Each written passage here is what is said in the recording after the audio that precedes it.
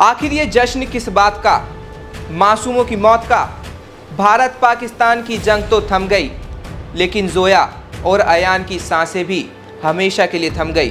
दोनों देशों ने अपनी ताकत दिखाई, कई लोगों ने जान गंवाई।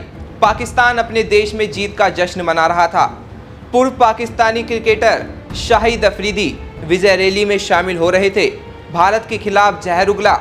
7 मई की सुबह पूरी दुनिया में भारत की तरफ से पाकिस्तान पर किए ऑपरेशन सिंदूर की बातें हो रही थी।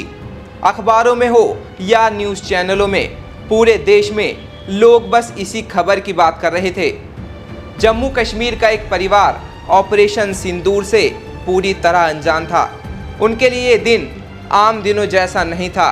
घर के 2 जुड़वा बच्चे जोया और अयान सुबह तैयार होकर अपने स्कूल गए।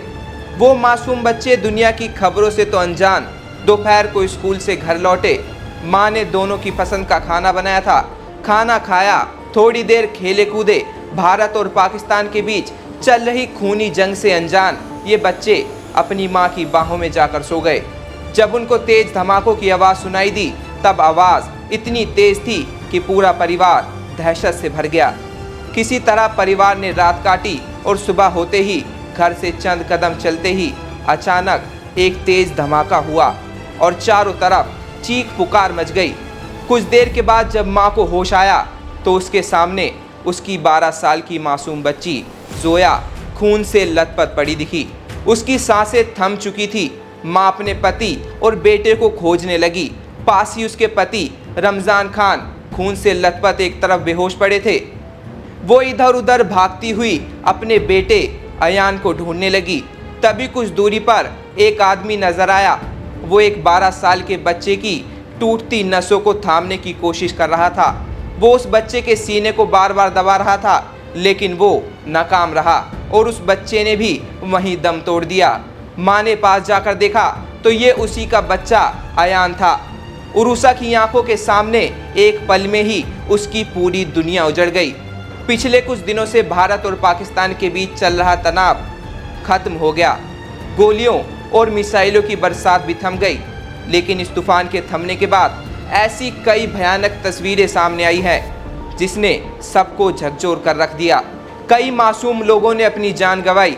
पाकिस्तान की तरफ से हुई बमबारी में पूंछ के 2 जुड़वा भाई बहन अयान और जोया ने अपनी जान गंवा दी। अरे अयान और जोया को तो शायद जंग का मतलब ही सही से नहीं पता होगा। 12 साल पहले जब इस परिवार में जुड़वा बच्चों का जन्म हुआ होगा तो घर में खुशियों का माहौल रहा होगा। उनके माँ बाप ने अपने बच्चों को लेकर हजारों ख्वाब सजाए होंगे, लेकिन इस नफरत की लड़ाई ने सब कुछ खत्म करके रख दिया। इस जंग में सिर्फ अयान और जोया की जान नहीं गई, बल्कि कई मासूम लोग शिकार बने। सीज फायर के बाद पाकिस्तान अपने देश में जीत का जश्न मना रहा है। पूर्व पाकिस्तानी क्रिकेटर शाहिद अफरीदी भी विजय रैली में शामिल होकर भारत के खिलाफ जहर उगलते नजर आ रहे हैं। आखिर 2 साल की बच्ची आयशा नूर को क्यों मारा गया? उसका क्या कसूर था? पाकिस्तान के हमले में 20 से ज़्यादा आम नागरिकों की जान गई, जिनका कोई कसूर नहीं था। पहलगाम में 22 अप्रैल को 26 लोगों को धर्म पूछकर मौत के घाट उतारा गया था, जिसके बाद भारत ने ऑपरेशन सिंदूर के जरिए पाकिस्तान के आतंकी ठिकानों को निशाना बनाया। लेकिन बदले की कार्रवाई करते हुए पाकिस्तान ने भारत के निर्दोष मासूमों को निशाना बना लिया, जो अमन और चैन से जिंदगी जी रहे थे। जिन लोगों की जान गई वो कभी वापस नहीं लौटेंगे और उनके परिवार के लोगों को जो जख्म मिला वो जिंदगी भर नहीं भरेगा।